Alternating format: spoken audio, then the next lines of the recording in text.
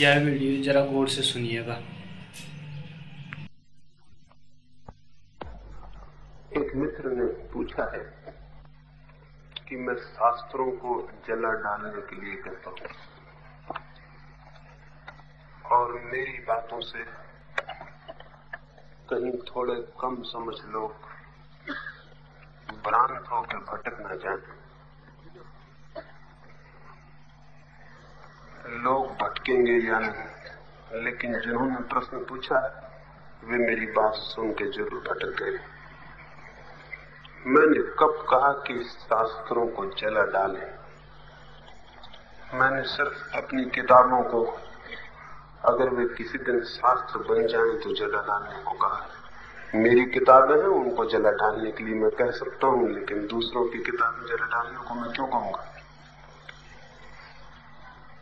और फिर मैंने कहा शास्त्रों को जला डालें, किताबों को जलाने के लिए मैंने कभी कहा नहीं। अगर इतनी सी बात भी समझ में नहीं आती तो फिर मैं और जो कह रहा हूं वो क्या समझ में आता होगा?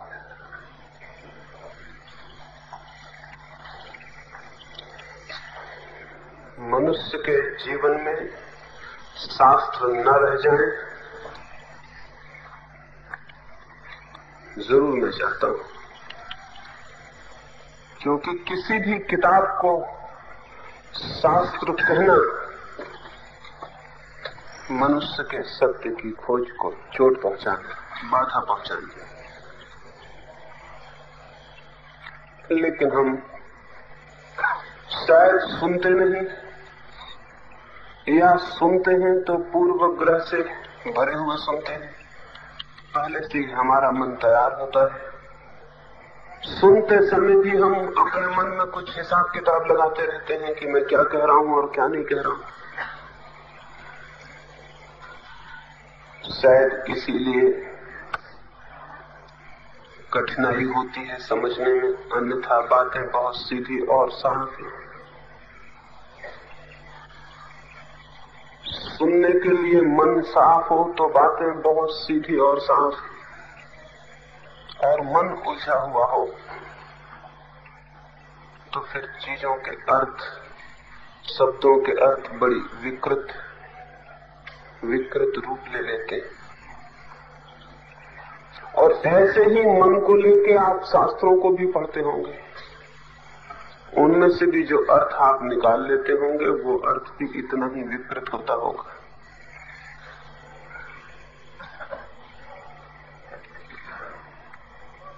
शब्दों को समझने के लिए, विचारों को समझने के लिए एक बड़ा शांत, मौन, सुनने वाला मन चाहिए।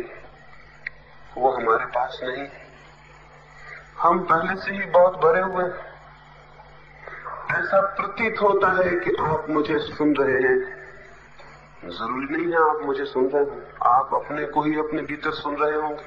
मेरी बातें भी सुनाई पड़ती हैं बीच बीच में, फिर आप अपनी बातें सुनने लगते हैं, फिर मेरी बातें सुनाई पड़ती हैं, और इस सब में इतना घोलमेल, इतना कंफ्यूजन पैदा हो जाता है कि जो आप मुझसे पूछते हैं अच्छा होता है कि अपने से ही पूछ लेते हैं। क्योंकि अक्सर जो बातें मैंने नहीं कही उन्हीं के बाबत प्रश्न पूछ लिए जाते हैं, या जो मैंने समझाया उसके ही बाबत फिर किसी दूसरी शक्ल में प्रश्न मौजूद हो जाता है। सिर्फ आप चुप बैठे हैं और मैं बोल रहा हूं इसलिए आप सुन रहे हैं, इस भ्रांति में मत पड़ जाना।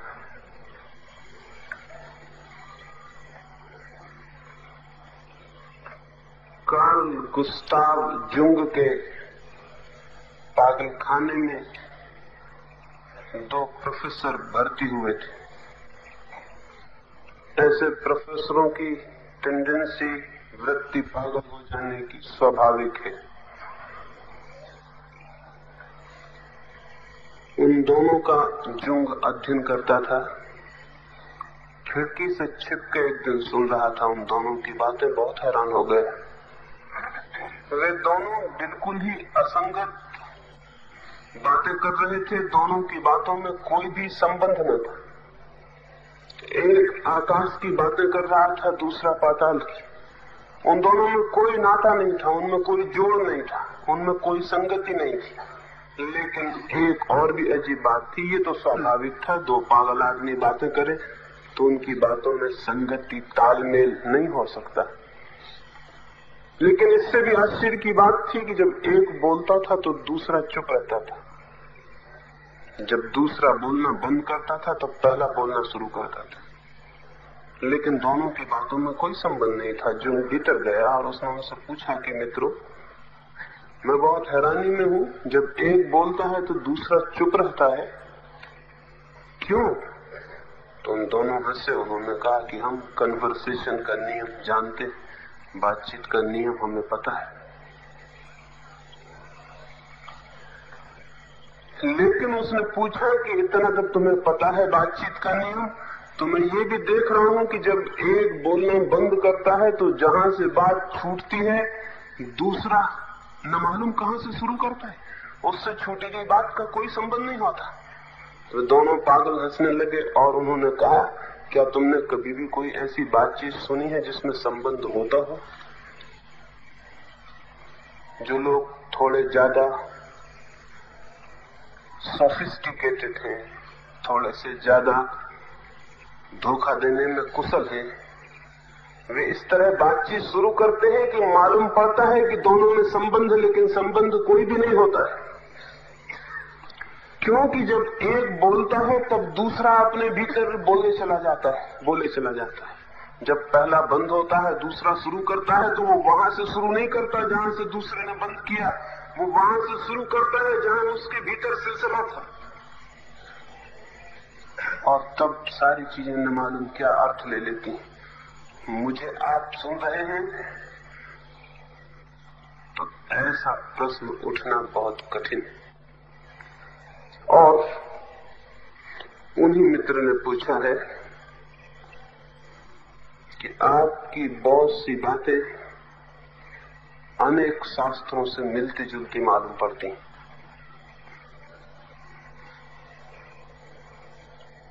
ना आप मुझे समझ रहे हैं, ना शास्त्रों को समझ रहे हैं।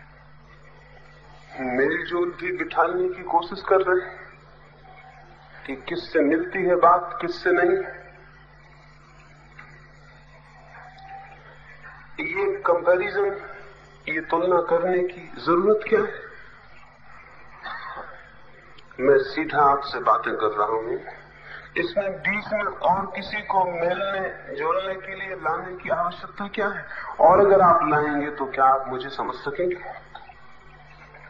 आपका चित्त अगर इस तुलना में पड़ जाएगा तो समझना बहुत मुश्किल हो जाएगा। सीधी सी बात मैं कह रहा हूं, उसे सीधे समझने की कोशिश करें। बीच में और बहुत शास्त्रों को, गुरुओं को, शास्त्राओं को लाने का क्या प्रयोजन है? अगर सीधे आप समझने की कोशिश करेंगे तो बड़ी आसानी हो जाती है, और तुलना करके समझने की कोशिश करेंगे तो बहुत कठिन हो जाता है। क्योंकि शब्दों की ही तो तुलना करेंगे, और शब्दों की तुलना से इतनी भ्रांतियां पैदा हुई हैं जिनका कोई हिसाब नहीं। क्योंकि पहले तो जो मैं कहना चाहता हूं वही शब्द में आधा मर जाता है। फिर आप जो समझना चाहते हैं, अगर तैयार हैं किसी शास्त्र के माध्यम से समझने को, तो जो आधा बचता है उसकी हत्या आप कर देते हैं। फिर शब्द बिल्कुल थोथा, चली हुई कारतूस की तरह आपके पास पहुंचता है जिसमें कोई प्राण नहीं रह जाते। समझने की कोशिश सीधी होनी चाहिए। आप एक गुलाब के फूल को देखते हैं तो आप जमाने भर के गुलाब के फूलों से तुलना करते हैं, तब उसको देखेंगे या कि सीधा देखेंगे? और क्या एक गुलाब के फूल की तुलना किसी भी दूसरे गुलाब के फूल से की जा सकती है? कोई जरूरत भी नहीं है, संभावना भी नहीं है। हर गुलाब का फूल अपनी तरह का फूल है, अनूठा है, अद्वितीय है, बेजोड़ है। छोटा सही, बड़ा सही, कैसा भी सही, वो अपने तरह का है। उसे आप दूसरे गुलाब के फूल से कैसे तौलिएगा? और तौलने में एक बात तय है, इस गुलाब के फूल को देखने से आप वंचित रह जाएंगे। आज रात आकाश में तारे निकले हुए, इनको तौलिए पिछली रात के तारों से, और इसमें आप भूल जाइए, भटक जाइए, फिर इस रात के तारे आपको दिखाई नहीं पड़ेंगे। रोज चांद निकलता है, रोज सूरज निकलता है, हम रोज तोलते हैं हर चीज को। एक मित्र आए, उन्होंने कहा कि यहाँ के वृक्ष तो बहुत अच्छे हैं, लेकिन एक और हिल स्टेशन है, वहां के और भी अच्छे। मैंने उनसे कहा, इन वृक्षों को देखिए, ये जो आनंद दे सकते हो उसे पाइए, ये जो संदेश दे सकते हो उसे सुनिए, लेकिन और किसी पहाड़ी के वृक्षों को बीच में लाने का प्रयोजन क्या है?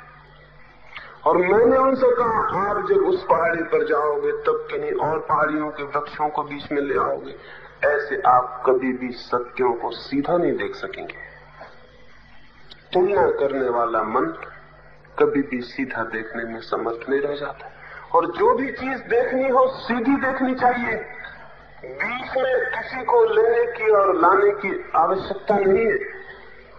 आंखों पर जब किसी और चीज का पर्दा पड़ जाता है तो फिर हम देखते नहीं, हम सिर्फ तुलना करते रह जाते, और देखने से जो उपलब्ध हो सकता था उससे व्यर्थ ही वंचित हो जाते।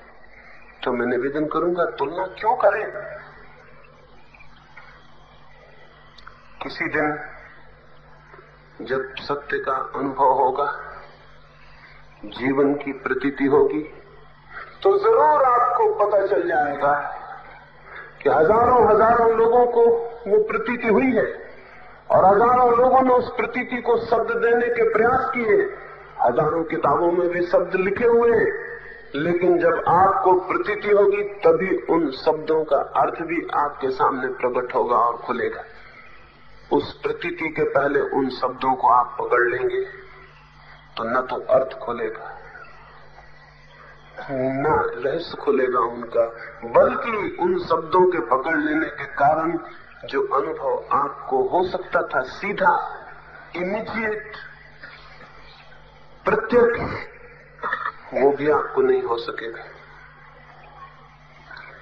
शब्दों का एक रोग है हमारे मन को, हम उन्हें पकड़ के इकट्ठा कर लेते हैं। जैसे हम धन इकट्ठा करते हैं, ऐसे ही हम शब्द इकट्ठे कर लेते हैं, और जितने ज्यादा शब्द हमारे मन पे इकट्ठे हो जाते हैं उतना चीजों को सीधा देखना कठिन हो जाता है। एक फकीर था नसरुद्दीन, एक घर में नौकरी करता था। उस घर के मालिक ने दूसरे दिन ही उसे कहा कि तुम बहुत अजीब आदमी हो, 3 अंडे खरीद कर लाने थे, तुम 3 बार बाजार गए। 3 अंडे एक ही बार में लाए जा सकते हैं, 3 बार जाने की कोई जरूरत नहीं है। बात बिल्कुल सीधी और साफ थी कि 3 अंडे खरीदने हो तो वो 1 अंडा खरीद के लाया, उसको रख के फिर गया, फिर दूसरा खरीद के लाया, फिर तीसरा खरीद के लाया। तो उसके मालिक ने कहा, ऐसे काम नहीं चलेगा, 3 बार जाने की जरूरत न थी, 1 बार जाना काफी था। कोई उस नौकर ने कहा, आप निश्चिंत रहे, मैंने आपका शब्द समझ लिया, आगे ऐसा ही होगा। 8 दिन बाद उसका मालिक बीमार पड़ा, उसने कहा जाओ वैद्य को बुला लाओ। वो वैद्य को भी बुलाया, लाया, 8-10 आदमियों को और बुला लाया। उसके मालिक ने कहा, वैद्य तो ठीक है, लेकिन 8-10 आदमी कैसे? उसने कहा, मैंने सोचा कि वैद्य को ले चलूंगा, हाथ देख कर कहेगा फलानी दवा खरीद के लाओ। मैं ड्रगिस्ट को भी ले आया, एक केमिस्ट को भी ले लाया, दवा बेचने वालों को भी लाया। फिर मैंने सोचा दवा ने काम किया है न किया, अब बचे या न बचे, तो कब्र खोदने वालों को भी ले लाया। और आपने ही तो कहा था कि 3 अंडे 3 बार खरीदने जाने की कोई जरूरत नहीं है। शब्द को पकड़ लिया और फिर शब्द से ऐसा अर्थ भी निकल सकता है, कौन सी कठिनाई। मैंने कहा, मेरी किताबों को आग लगा देना अगर शास्त्र बन जाए। फौरन आप समझ गए कि मैंने कहा जाओ शास्त्रों में आग लगा दो। 3 अंडे इकट्ठे खरीद लाया। थोड़ी भी तो समझ, थोड़ी भी तो सहानुभूति, थोड़ी भी तो सिंपैथेटिक अंडरस्टैंडिंग होनी चाहिए। क्या मैं कह रहा हूं शब्दों के शरीर को पकड़ लेंगे या थोड़ा उनकी आत्मा में भी झांकने की कोशिश करेंगे? अगर आत्मा में झांकने की कोशिश करेंगे तो ऐसा नहीं दिखाई पड़ेगा कि मैं शास्त्रों का विरोधी हूं। शायद मुझसे ज्यादा मित्र उनका कोई भी नहीं। दुश्मन तो वे ही हैं जो उनको पकड़ के बैठ गए। उनके कारण ही शास्त्रों के भी प्राण निकल गए और पकड़ने वालों के भी प्राण निकल गए। आप शास्त्रों से मुक्त हो जाएं तो एक दूसरी घटना भी घटेगी, शास्त्र आपसे मुक्त हो जाएंगे। एक म्यूचुअल इम्प्रिजनमेंट चल रहा है। हम शास्त्रों को पकड़े हुए हैं, शास्त्र हमको पकड़े हुए हैं। न शास्त्र इधर हिल सकते हैं न हम। और फिर ऐसा जोर से पकड़ लिया है शब्दों को कि उनकी जान निकाल दी, उनकी गर्दन कस ली है बिल्कुल। इसलिए सुन नहीं पाते हैं क्योंकि शब्दों पर ऐसा आग्रह, ऐसा दुराग्रह पकड़ा हुआ है। देख नहीं पाते हैं शब्दों के पीछे शब्द इशारे हैं। अगर मैं चांद को उंगली बताऊं और कहूं ये चांद है, आप मेरी उंगली पकड़ लें कि कहां है। आपने उंगली बताई थी, उंगली में चांद कहां है? मैं भी मुश्किल में पड़ जाऊंगा और आप भी। मैं कहूंगा क्षमा करें, कृपा करें, मेरी उंगली छोड़े। उंगली से चांद दिखाया था, उंगली चांद नहीं थी। कभी भूल के नहीं कहा था कि उंगली चांद है, कहा था कि इधर चांद है। आपको उंगली दिखाई पड़ी, चांद तक तो आंख उठाने की कोशिश न की, उंगली पकड़ ली। अब ऐसे ही हम सब उंगलियां पकड़े हुए हैं। शास्त्रों की भी, शास्त्राओं की भी। कोई भी कुछ कह रहा तो उसकी उंगली जल्दी पकड़ने को तैयार है, लेकिन चांद की तरफ देखने की। और चांद की तरफ तभी देख सकेंगे जब उंगली को बिल्कुल छोड़ दें और भूल जाएं। उंगली पर आंख न रह जाए तो चांद दिखाई पड़ सकता है।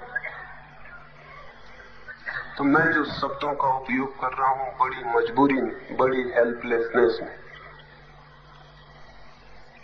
बड़ी असहाय अवस्था है शब्दों का उपयोग करने में। क्योंकि जो मैं कहना चाहता हूं वो शब्दों के बाहर, और शब्दों में उसे कहने का और कोई उपाय नहीं। तो अगर शब्द पकड़ लेंगे तो एक मजाक हो जाएगी और कुछ भी नहीं होगा। तो शब्द में जो इशारा, जो संकेत है, शब्द के पीछे छिपी हुई जो आकांक्षा है, शब्द के पीछे छिपी जो आत्मा है, उस पर एक सितार रखी हो और कोई समझ ले कि तार और ये सितार का सारा ढांचा और यंत्र यही संगीत है, तो भूल में पड़ जाएगा।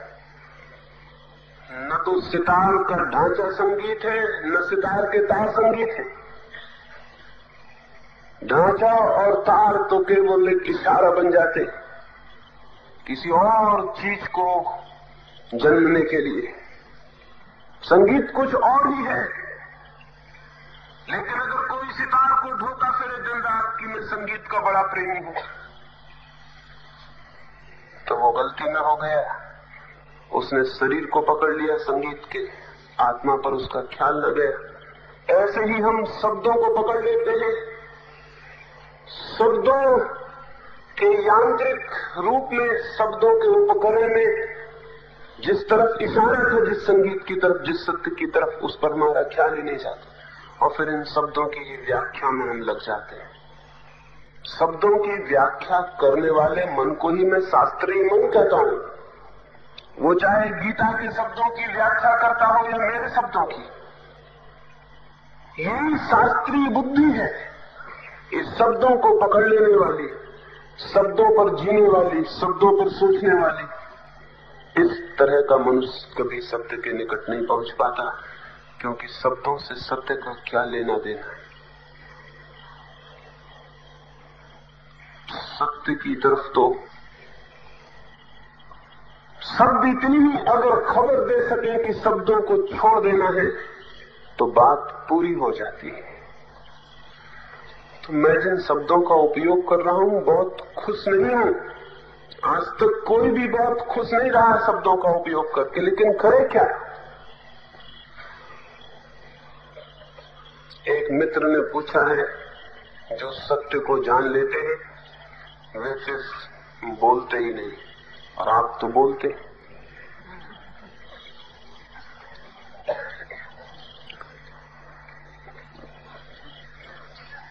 बड़ी मजेदार बात पूछी।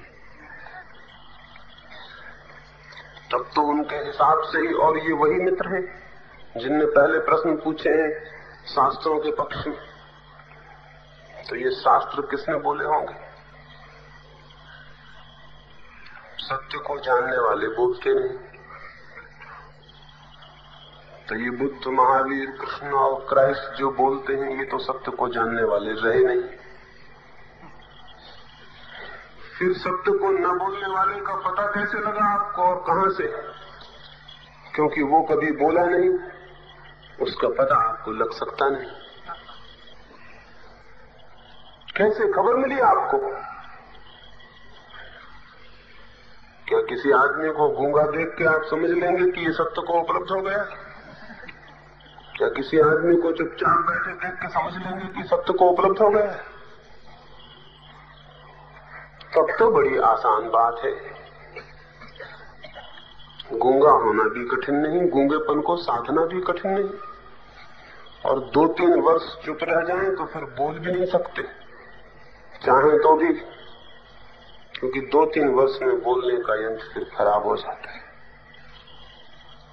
तब तो बड़ी आसान बात है। मामला सिर्फ बोलने के यंत्र को खराब करने का है, तो फिर सत्य को उपलब्ध आप हो जाएंगे। इतना आसान नहीं था, लेकिन हाँ, प्रश्न पूछने वाले मित्र जैसे सोचने वाले बहुत लोग हुए। कई लोग सोचते हैं आंख बंद कर लो, आंख फोड़ लो तो सत्य को उपलब्ध हो जाओगे। कोई सोचता है मुंह बंद कर लो, वाणी बंद कर लो तो सत्य को उपलब्ध हो जाओगे। कोई सोचता है कान बंद कर लो। जो और भी बहुत अग्रणी विचारक हैं वे सोचते हैं आत्मघाती कर लो तो सत्य को उपलब्ध हो जाओगे, क्योंकि तब सभी इंद्रियां बंद हो जाएंगी। बोलना तो एक ही इंद्रिय है, आत्मघात करने से सभी इंद्रियां बंद हो जाती। सो जल समाधि लेने वाले और मिट्टी में समाधि लेने वाले और मरने वालों का लंबा सिलसिला है, आत्महत्या करने वालों का, वे भी सत्य को उपलब्ध हो जाते हैं। बहुत अजीब बात है। सत्य को उपलब्ध होने से बोलने न बोलने का कोई भी संबंध नहीं है। सत्य को उपलब्ध हुए लोग नहीं बोले या बोले, इससे भी कोई संबंध नहीं है।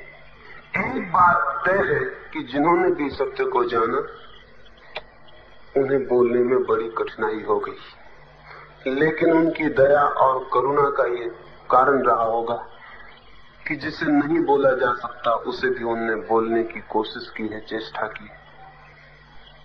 जो नहीं कहा जा सकता उस तरफ भी इशारे किए हैं। जिस तरफ आंखें नहीं उठाई जा सकती उस सूरज की तरफ भी खबर की है। उनकी पीड़ा को हम नहीं समझ सकते, वे कितनी पीड़ा से गुजरते होंगे ये कहना कठिन है, क्योंकि उनके सामने सबसे बड़ा पैराडॉक्स, सबसे बड़ी विरोधाभासी चीज खड़ी हो जाती है। कुछ उन्होंने जाना है और वो जाना हुआ लुट जाना चाहता है, बढ़ जाना चाहता है, लेकिन बांटने का कोई साधन हाथ में नहीं। उसे कैसे बांटे, उसे कैसे लुटाते? बहुत अधूरे उपकरण है शब्दों के, भाषा के, उनका ही उपयोग करना पड़ता है। उनका उपयोग किया गया है। जो सत्य को जानता है वो बोलता नहीं, फिजूल की बात है। लेकिन जो सत्य को जानता है वो जानता है ये भी कि जो मैंने जाना है वो बोला नहीं जा सकता है, लेकिन फिर भी बोलने का हजारों वर्ष से उपक्रम चलता है। कोई करुणा है सत्य के जानने के साथ ही, कोई प्रेम है जो बढ़ जाना चाहता है। कोई चीज भीतर जन्मती है वो बिखर जाना चाहती है, फैल जाना चाहती है। जैसे फूल खिलता है तो उसकी सुगंध हवाओं में लुट जाना चाहती है। दिया जलता है तो उसकी किरणें अंधेरे में दूर की यात्रा पर निकल जाती हैं। जब किसी प्राण में सत्य का दिया जलता या सत्य का फूल खिलता, तब सत्य की किरणें और सत्य की सुगंध भी अनेक अनेक रूपों में बिखर जाना चाहती है, फैल जाना चाहती है। जिस जीवन में भी सत्य आया हो वो हजार हजार रूपों में प्रकट होना चाहता है। शब्द भी, चित्र भी, रंग भी, काव्य भी, न मालूम किन किन रूपों में वो प्रकट होना चाहता है, बढ़ जाना चाहता है। जब भी आनंद उपलब्ध होता है तो वो बंटना चाहता है। दुख और आनंद में यही फर्क है। दुख उपलब्ध होता है तो सिकुड़ता है आदमी, बंद होता है, अपने में क्लोज होता है। जब आप दुखी होते तो आप द्वार बंद करके कोने में बैठ जाना चाहते, नहीं चाहते कोई आए, कोई बोले, कोई मिले। दुख सिकुड़ता है। जब बहुत दुखी होते हैं तो नशा पी के बंद हो जाना चाहते हैं कि किसी का मुझे पता ही ना रहे कि कोई है। और भी ज्यादा दुखी होते हैं, आत्महत्या कर लेते हैं, क्योंकि मर जाने से फिर किसी से कोई संबंध नहीं रह जाए। लेकिन जब आनंद उपलब्ध होता है तब किसी आदमी को बंद कमरे में बैठे देखा है? जब आनंद उपलब्ध होता है तो वो खोजने निकलता है किसको दे दूं, कोई मिल जाए जिससे मैं शेयर कर लूं, जिसको भागीदार बना लूं। जो लोग जंगल भी भाग गए थे, अगर उनको वहां आनंद मिल गया तो भाग के वापस बस्ती में आ गए। महावीर जंगल में थे, बुद्ध जंगल में थे, फिर लौट के बस्ती में कैसे आ गए? कौन खींच लाया? आप, मैं, हम तो पहले भी बस्ती में रहते थे, वे बस्ती से भाग गए थे। लौट कैसे आए? कौन ले आया? भीतर एक आनंद का जब जन्म हुआ तो आनंद मांगने लगा, शेयर करो, बांटो। किसको बांटे? भागे बस्ती की तरफ जहां लोग थे, वहां जाके उनको कह देना होगा, वो किरणें उन तक पहुंचा देनी होंगी। बुद्ध जिस दिन मरे, सुबह ही हजारों भिक्षु इकट्ठे हो गए, उन्हें प्रेम करने वाले हजारों लोग। बुद्ध ने उनसे कहा कि आज अंतिम क्षण है मेरे जीवन के, अब मैं तुमसे विदा लेता हूं, और इसके पहले कि मैं विदा लूं और विलीन हो जाऊं अनंत में, कुछ तुम्हें पूछना हो पूछ लो।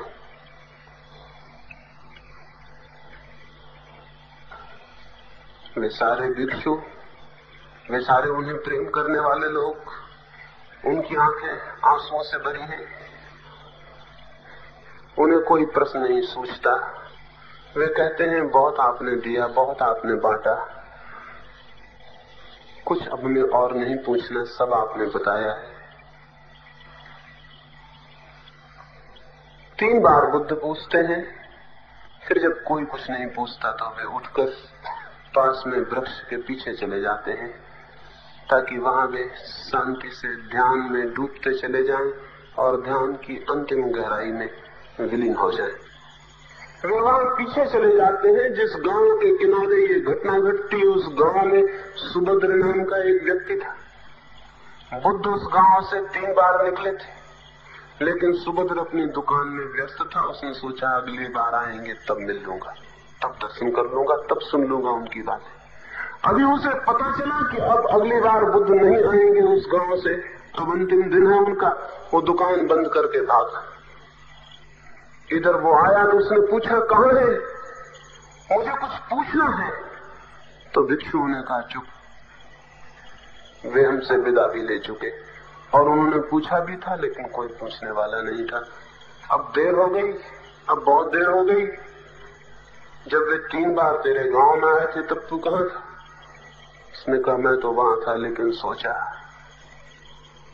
कि फिर कभी अगली बार अगर कुआ घर पर आ जाए तो आप भी सोचेंगे, अगले दिन प्यास लगेगी तब देखेंगे। पर उसने कहा कि अब तो दोबारा वे नहीं आ सकेंगे, क्या नहीं हो सकता ऐसा कुछ कि मैं उनसे पूछ लूं, 2 शब्द मुझे जानने सुनने हैं? लेकिन भिक्षुओं ने कहा कि नहीं, अब ये नहीं हो सकता। लेकिन बुद्ध को ये भनक कान में पड़ गई। वे वृक्ष के पीछे से उठ के आगे आ गए और उन्होंने कहा, सुबुद्ध, जो भी पूछना हो तो पूछ ले, क्योंकि मेरे नाम पर ये कलंक न रह जाए कि मैं जीवित था, कोई प्यासा आया था और प्यासा वापस लौट गया। इस आदमी को सत्य उपलब्ध नहीं हुआ होगा निश्चित ही, क्योंकि नहीं तो ये आदमी मरते वक्त भी बोलने की इतनी उत्सुकता दिखाता। गलती में रहे हम अब तक की सोचते थे कि इस आदमी को सत्य उपलब्ध हो गया।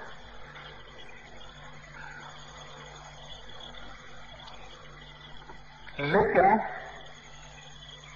सत्य तो उपलब्ध होता है हजारों लोगों को, हुआ है, होगा। वे अपनी अपनी सामर्थ्य से चेष्टा करते हैं उसे बांट देने की। लेकिन जब हम उनके शब्दों को पकड़ के सोच लेते हैं कि सत्य मिल गया, तो भूल हो जाती है। यही शास्त्र पकड़ने की भूल है। बुद्ध के वचन को हम पकड़ लें, क्योंकि बुद्ध को सत्य मिला था, तो उनके वचनों को हम पकड़ लें, पूजा करें उन वचनों की, उन वचनों पर टीका टिप्पणी करें, उन वचनों को कंठस्थ करें, उन वचनों को दोहराते रहें, जीवन इसमें व्यतीत कर दें, तो भूल हो जाती है।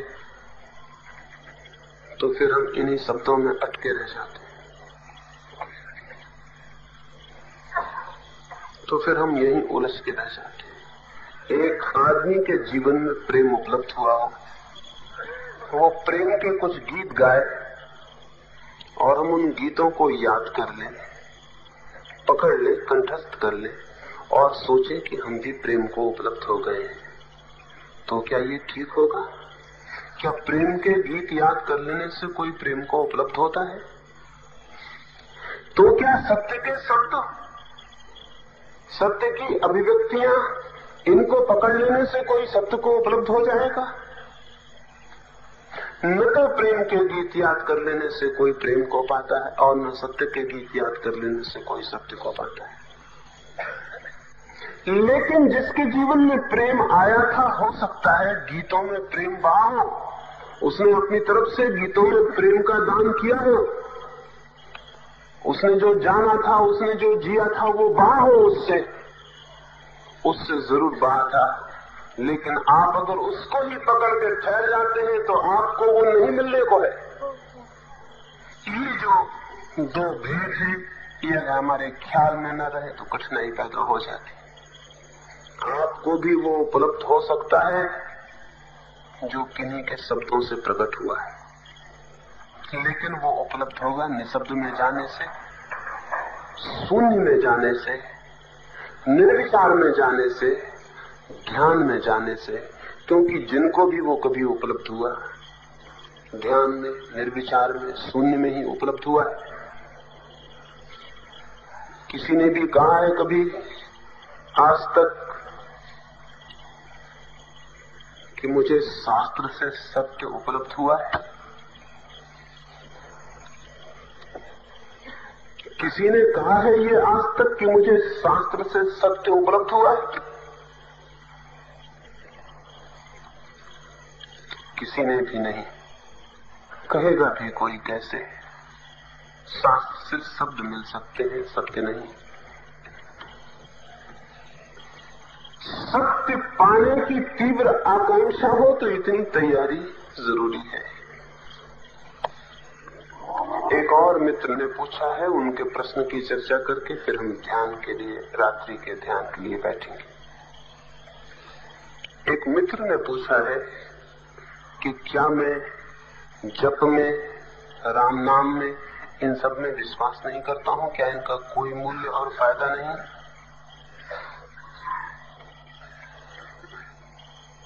एक और ने पूछा है, क्या एकाग्रता और ध्यान एक ही चीजें नहीं है? थोड़ा इन पर चर्चा कर लें, उससे ध्यान का भी समझने में सुविधा होगी, फिर हम ध्यान के लिए बैठेंगे। पहली बात, ध्यान और एकाग्रता एक ही बात नहीं है, दोनों बड़ी भिन्न बातें हैं। एकाग्रता आत्म सम्मोहन की विधि है, सेल्फ हिप्नोसिस की, ऑटो हिप्नोसिस की, खुद को मूर्छित कर लेने का उपाय है। एकाग्रता, कंसंट्रेशन, खुद को मूर्छित कर लेने की विधि। ध्यान आत्मज्ञान की विधि। ध्यान है आत्मज्ञान की विधि और एकाग्रता है आत्ममूर्छा की। एकाग्रता है स्वयं को भूल जाने की विधि, ध्यान है स्वयं को जान लेने की। एकाग्रता है फॉरगेटफुलनेस, विस्मरण, ध्यान है रिमेम्बरिंग, स्मृति। इसे थोड़ा समझ लेना जरूरी है। हजारों वर्षों से ये भ्रम है कि एकाग्रता ही ध्यान है, और ये भ्रांति इतनी महंगी पड़ी है जितनी महंगी कोई भ्रांति नहीं पड़ी। एकाग्रता का अर्थ है चित्त को किसी एक चीज पर रोकना, ठहराना। दिए की ज्योति पर ठहरा ले, राम के नाम पर ठहरा ले, किसी प्रतिमा पर ठहरा ले, किसी सिंबल पर ठहरा ले, किसी एक चीज पर, एक विचार पर, एक धारणा पर चित्त को सब भांति रोक लेने का प्रयास। चित्त को जब इस भांति रोक लेने की तीव्र चेष्टा की जाती है तो क्या होता है? चित्त को जब बहुत जोर से कंसंट्रेट करने की, एकाग्र करने का श्रम किया जाता है तो क्या होता है? होता है ये कि जब तीव्रता से चित्त को एक जगह जबरदस्ती हम रोकने की कोशिश करते हैं, चित्त वहां से भागने की कोशिश करता है। चित्त का स्वभाव गति है, डायनेमिक है। माइंड जो है, चित्त जो है वो डायनेमिक है, गत्यात्मक है, जाना चाहता है, गति करना चाहता है, ठहरना नहीं चाहता। तो समझ लें गंगा को हमें ठहराना हो, गंगा को ठहराना हो तो क्या करना पड़े? गंगा जीवंत धारा है, बही जा रही है पहाड़ों से समुद्र की तरफ। चित्त भी बह जा रहा है, चित्त की धारा, नदी भी, सरिता भी बही जा रही है अनंत की तरफ। हम उसे रोक लेना चाहते हैं, ठहरा लेना चाहते हैं। तो एक ही रास्ता है, वो रास्ता ये है कि गंगा का पानी जम के बर्फ हो जाए, तो गंगा ठहर जाएगी वहीं के वहीं जहां है। तो वो जो डायनामिक गंगा है वो डोमिनेंट हो जाए, वो जो चलती गंगा है वो ठहर जाए, बर्फ हो जाए, तो जहां के तहां ठहरी रह जाएगी। साइबेरिया में या ठंडे स्थानों में नदियां जम जाती हैं। जम जाए गंगा तो ठहर सकती है, नहीं तो नहीं ठहर सकती। चित्त की धारा भी जम जाए, बर्फ बन जाए तो ठहर सकती, नहीं तो नहीं ठहर सकती। जगत में चित्त प्रवहमान है, बहा जाता है, तो उसकी चित्त का बर्फ हो जाना कंसंट्रेशन हो सकता है। और चित्त बर्फ कब होता है, ठहरता कब? जब नींद में चला जाता है, जब मूर्छा में चला जाता है, तब ठहर जाता है। फिर उसमें कोई गति नहीं होती। एक बेहोश आदमी के चित्त में कोई गति नहीं होती। तो अगर बहुत तीव्र हम कोशिश करें चित्त को ठहराने की, पहले चित्त उपाय करेगा भागने का, फिर हम नहीं माने प्रयास जारी रखें, तो एक रास्ता रह जाएगा चित्त के सामने कि वो सो जाए, सोते से ठहर जाए, मूर्छा आ जाए, हिप्नोसिस, नींद आ जाए, सम्मोहित हो जाए, तो ठहर जाएगा। निश्चित ही इस ठहरने में फिर दुख का कोई पता नहीं चलेगा, क्योंकि जब चित्त मूर्छित है तो पता किसको चले? अब तो हिप्नोसिस के द्वारा, सम्मोहन के द्वारा ऑपरेशन भी होते हैं, आपको ज्ञात होगा। अब तो यूरोप और अमेरिका के बड़े बड़े अस्पतालों में एक हिप्नोटिस्ट, एक सम्मोहक भी रखते हैं। अब बड़े सफल हुए प्रयोग, एक आदमी को बेहोश कर देते हैं कंसंट्रेशन के द्वारा, एकाग्रता के द्वारा। उस आदमी को कहते हैं अपनी आंख को इस प्रकाश पर लगाओ, वो 5 मिनट तक आंख को प्रकाश पर देखता रहता है, फिर सारा चित्त उसका धीरे धीरे धीरे जमता जाता है और मूर्छित हो जाता है। जब वो मूर्छित हो जाता है तो उसे कह देते हैं मूर्छित होती अवस्था में कि अब तुम आधा घंटे के लिए मूर्छित हो गए। आधा घंटे तक उसका चित्त फ्रोजन जमा हुआ रह जाएगा। अब उसका पैर काट डालो उसे पता नहीं चलेगा, उसका ऑपरेशन कर दो उसे पता नहीं चलेगा। तो एनेस्थेसिया के बेहोश करने वाली दवाओं का उपयोग अब वैज्ञानिक कहते हैं बहुत जरूरी नहीं है। जैसे जैसे हिप्नोटिज्म की हमारी सामर्थ्य समझ बढ़ती जाएगी, वैसे वैसे आदमी को बेहोश केवल एकाग्रता के द्वारा किया जा सकता है। फिर ऑपरेशन करना बहुत आसान है, क्योंकि वो आदमी मूर्छित, उसे पता नहीं कि क्या हो रहा है, हाथ पैर काटा जा रहा है या क्या किया जा रहा है। ये जो स्थिति है ये आनंद की स्थिति नहीं है, ये आत्मविस्मरण की स्थिति है। इसको ही कोई आनंद समझ लेगा तो भूल में पड़ जाता है। इसी भांति नाम जप का भी परिणाम होता है। एकाग्रता का जो परिणाम है वही नाम जप का भी परिणाम है। एक ही शब्द को बार बार दोहराने से चित्त में ऊब पैदा होती है, बोर्डम पैदा होती है। ऊब की वजह से नींद पैदा होती है। तो चाहे एकाग्रता से नींद ले आए और चाहे ऊब से, अगर आप यहाँ ऊब जाए मेरी बातों से तो आप पाएंगे आपको नींद आनी शुरू हो गई। बोर्डम नींद ले आती है। इसलिए मंदिरों में लोग अक्सर सोए हुए नजर आते हैं, धर्म सभाओं में लोग सोए हुए मिलेंगे, क्योंकि वही बातें, वही राम की कथा बहुत बार सुनी जा चुकी है। उससे ऊब पैदा होती है, ऊब पैदा होने से नींद आ जाती है। तो राम राम राम राम राम राम कोई जपता रहे तो ऊब पैदा होगी। एक घटना मैंने सुनी, एक आदमी पर अदालत में मुकदमा चला। उसने एक स्त्री के सिर पर चोट कर दी थी और अकारण एक बस में वो बैठा हुआ था, एक डबल डेकर बस में, 2 मंजिली बस में बैठा हुआ था नीचे की मंजिल में, और उसके पड़ोस में एक औरत बैठी हुई थी। अचानक उसने उस औरत के सिर पर हमला कर दिया। औरत बेहोश हो गई, वो औरत अपरिचित थी। उस पर मुकदमा चला, वो पकड़ लिया गया और मजिस्ट्रेट ने उससे पूछा कि तुमने इस स्त्री पर क्यों हमला किया? न तुम्हारा कोई परिचय है न कोई पहचान, तुम पागल तो नहीं हो? उसने कहा पागल तो मैं नहीं हूं, लेकिन उस क्षण पागल हो गया था। मजिस्ट्रेट ने पूछी क्या घटना घटी जिससे तुम हमला करने को तैयार हुए? तो उसने कहा घटना ऐसी घटी, मैं बस में आके बैठा, मेरे पीछे ही ये औरत भी आके बैठी। इसके हाथ में एक बैग था, इसने बैग को खोला, उसके भीतर से पर्स निकाली, फिर बैग को बंद किया, फिर पर्स को खोला, फिर पर्स में से रुपए निकाले, फिर पर्स बंद की। कंडक्टर आ रहा था, लेकिन कंडक्टर दूसरे ग्राहक के पास चला गया।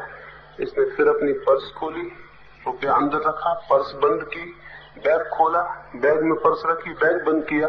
कंडक्टर फिर इधर आ रहा था, इसने फिर बैग खोला, पर्स बाहर निकाली, बैग बंद किया, पर्स खोली, रुपया बाहर निकाला, पर्स बंद की। फिर कंडक्टर दूसरी तरफ चला गया, इसने फिर पर्स खोली। मजिस्ट्रेट बोला stop, you will drive me crazy,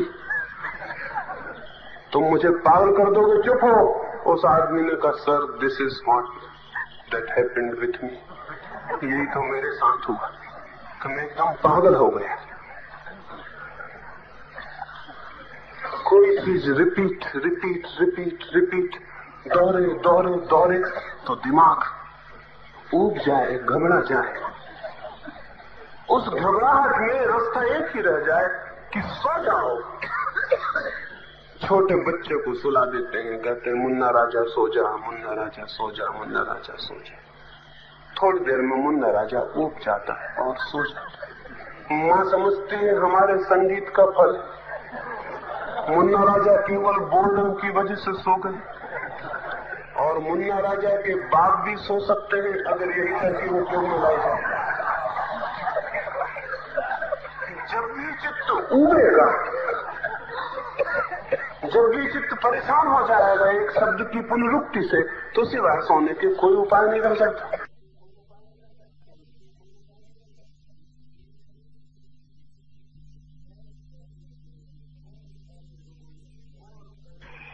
बहुत पहले लोगों ने ये तरकीब खोज ली थी, एक शब्द को पकड़ लो, दोहराए चले जाओ, ओम ओम ओम, दोहराए चले जाओ, राम राम राम, कोई भी शब्द, अल्लाह अल्लाह, सभी शब्द समान है, कोई भी शब्द दोहराए चले जाओ, दोहराते जाओ, खुद का मन बेचैन हो जाएगा, ऊब जाएगा, घबरा जाएगा।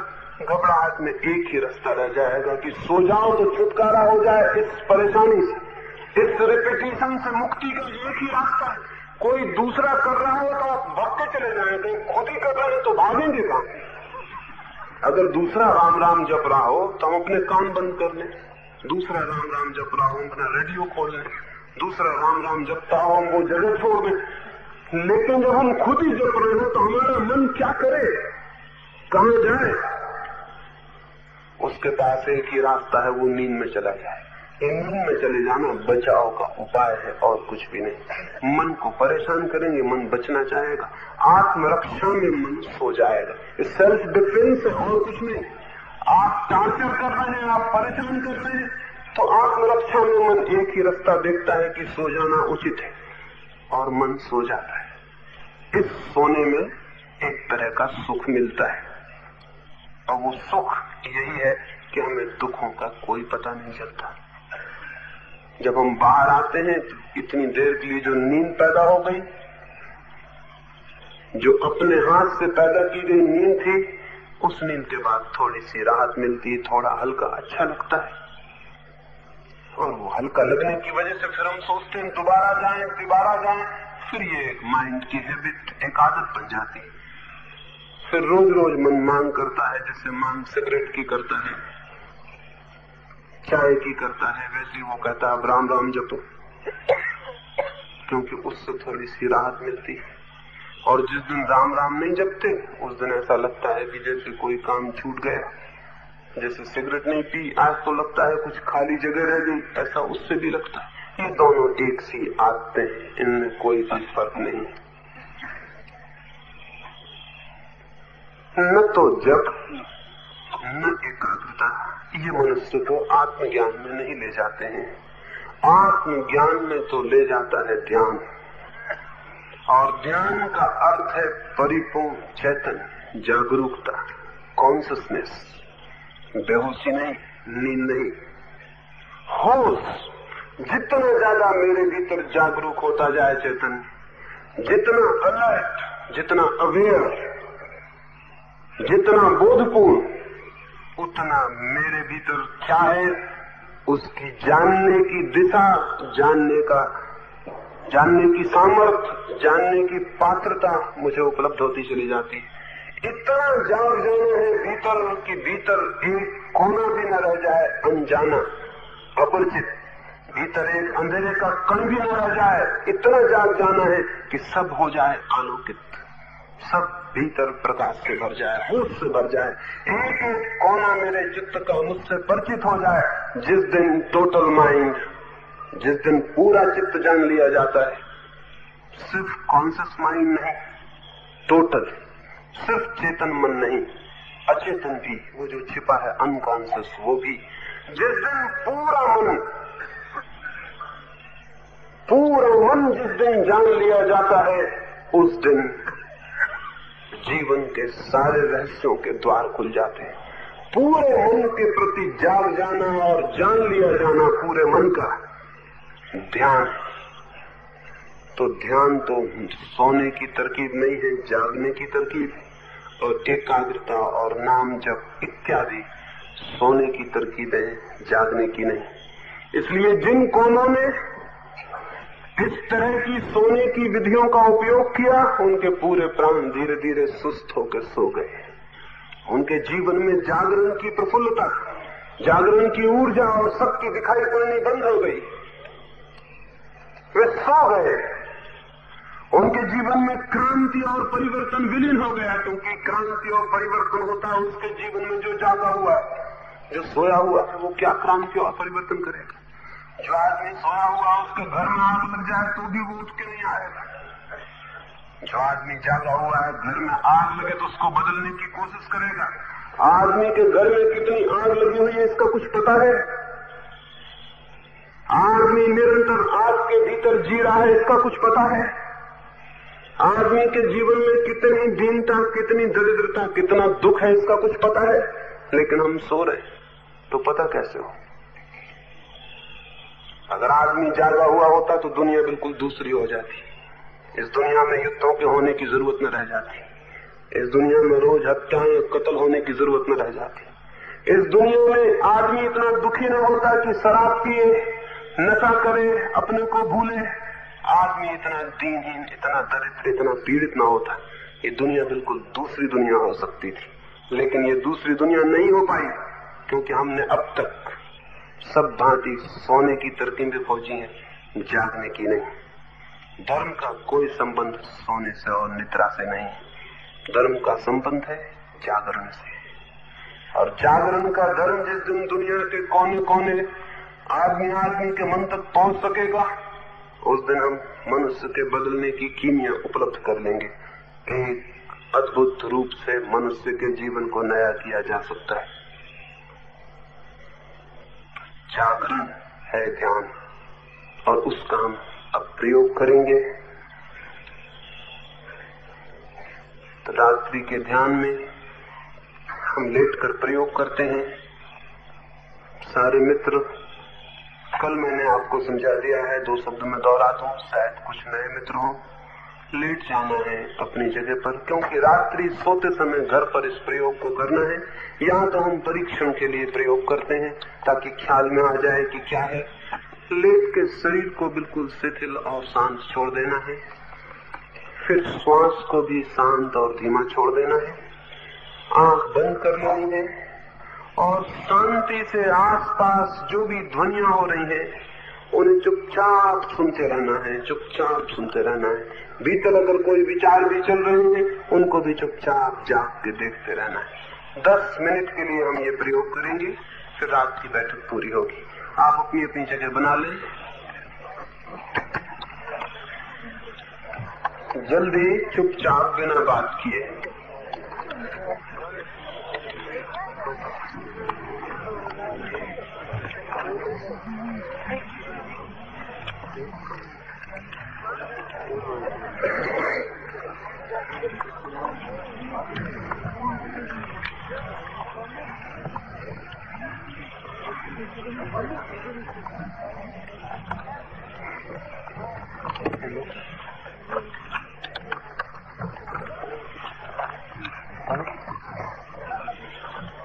हाँ, ठीक से अपनी जगह बना लें, कोई किसी को छूता हुआ ना हो, और ध्यान रखें कोई किसी के लिए बाधा न बने।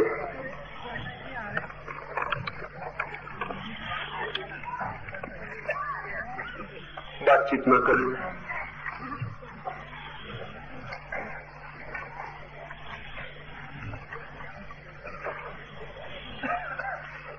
ठीक है, जो लोग बैठे हैं वो चुपचाप रहेंगे, किसी को उनसे बाधा ना हो।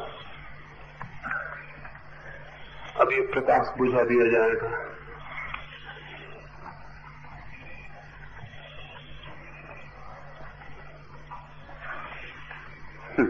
बुझा दिया। अपनी अपनी जगह शांति से लेट जाए।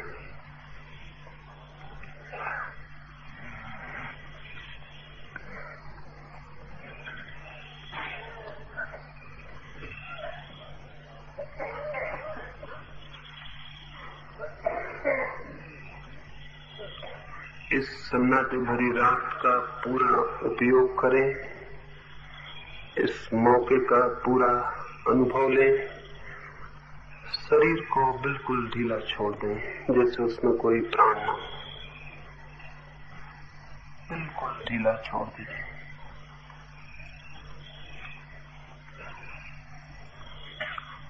शरीर के साथ ऐसा अनुभव करें कि शरीर बिल्कुल शिथिल होता जा रहा है।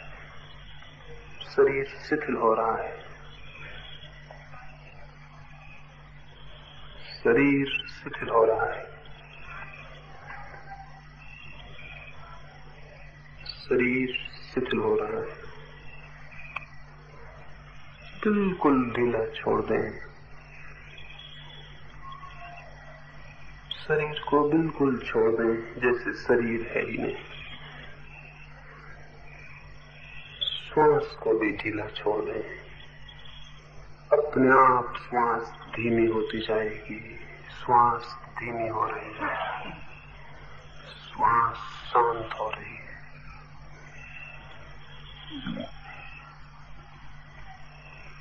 श्वास शांत हो रही है।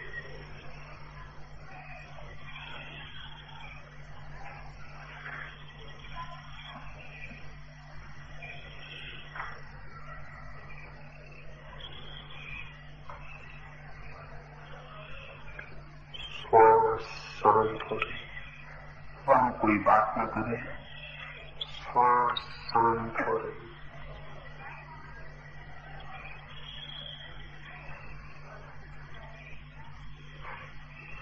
श्वास भी शांत हो गई। अब भीतर बिल्कुल मौन से बाहर की कोई भी आवाज सुनाई पड़ती हो तो चुपचाप सुने। झिंगुर बोल रहे हैं, कोई पक्षी बोलेगा, बिल्कुल मौन सुनते रहे। सुनते सुनते ही मन शांत होता जाता है। सुने, मौन सुनते रहे, 10 मिनट के लिए चुपचाप सुनते रहे, होश से भरे हुए, अलर्ट सुनते रहे।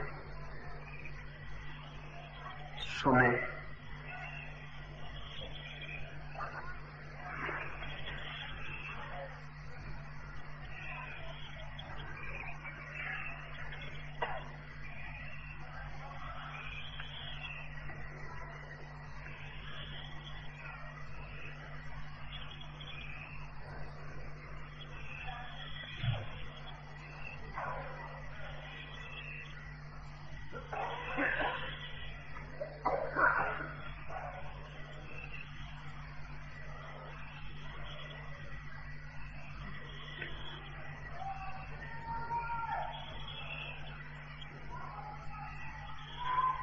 रात्रि के सन्नाटे को सुनते रहे। सुनते सुनते मन शांत होता जाता है, सुनते सुनते मन शून्य हो जाता है, एक शून्य भीतर पैदा हो जाए। सुने,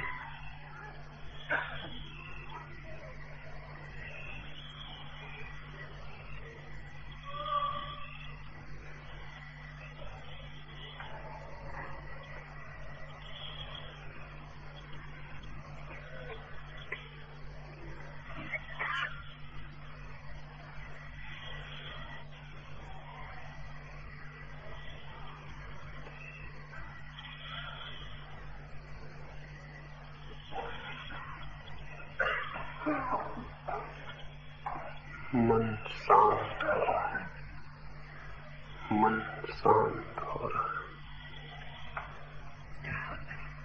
मन शांत हो रहा है, मन शांत हो रहा है।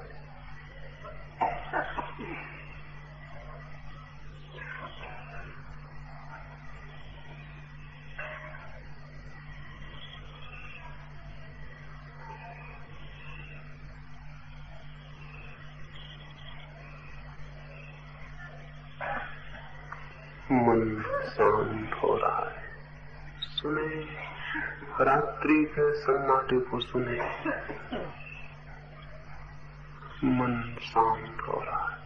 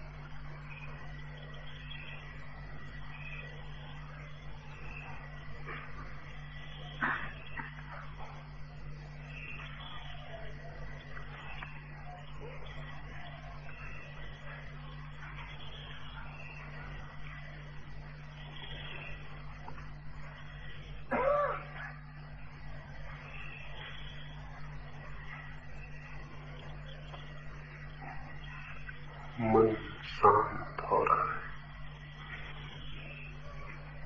मन बिल्कुल शांत हो रहा है, मन शांत हो गया।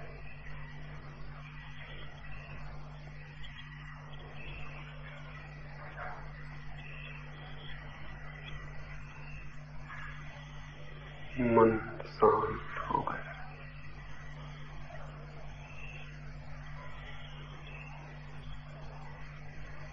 मन शांत हो गया।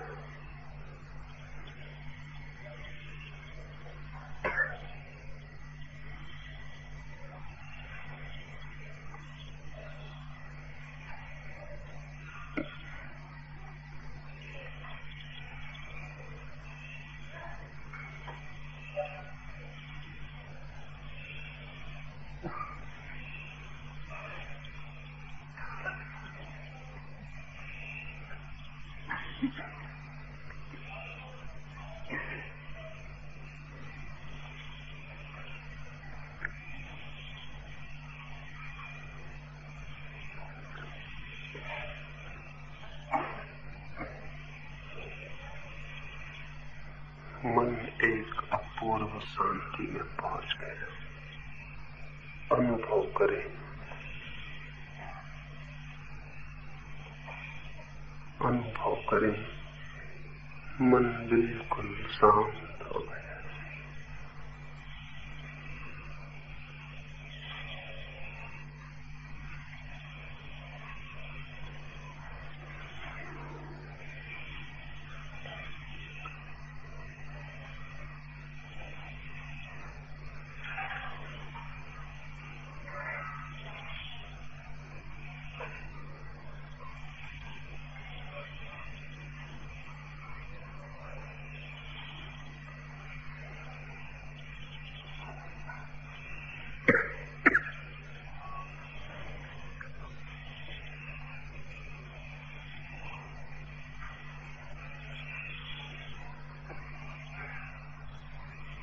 मन शांत हो गया है, बिल्कुल शांत। अब धीरे धीरे 2-4 गहरी सांस लें, 2-4 गहरी सांस लें, फिर बहुत आहिस्ता से आंख खोलें। जैसी शांति भीतर है वैसी ही बाहर भी अनुभव होगी। धीरे धीरे आंख खोलें, देखिए आंख खोलकर बाहर।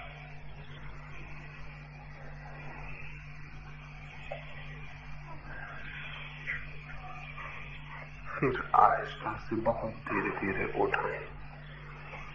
उठ के चुपचाप बिना बात किए अपनी जगह पर बैठ जाएं। धीरे धीरे अपनी जगह शांति से बैठ जाएं।